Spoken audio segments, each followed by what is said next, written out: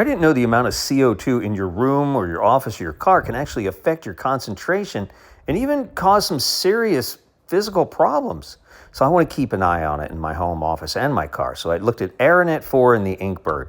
I've got a couple other monitors as well that I wanted to test to see if I can make some benchmarks here.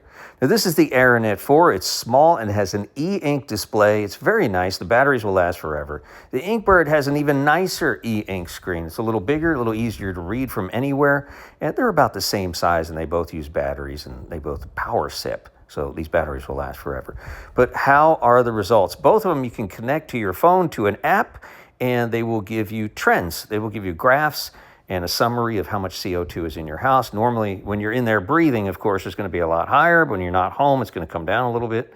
At nighttime, it could go a little higher too because you're breathing, you're expelling CO2. You can set the interval. You can set it to Fahrenheit or Celsius. Although the Aranet does not display Fahrenheit on the display. I thought that was kind of weird, maybe in a firmware update to do it. Here's the Inkbird. And again, the same type of reporting, including instant real-time results from anywhere in the world, because actually you have to be close to this one. This one connects over Bluetooth, I believe.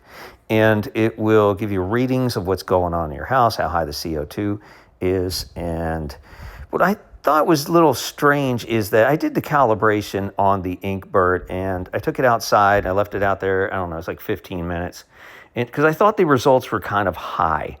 And they remained high even after the calibration. I went back to factory calibration, and they were still way over 10% different than the Aranet4, which was higher than my air gradient and my other CO2 monitor. So I thought the Inkbird was giving me some high positives, a little too high, and I really didn't want to worry about it. But nonetheless, you definitely want to monitor the CO2 in your house, but I like the Aranet better.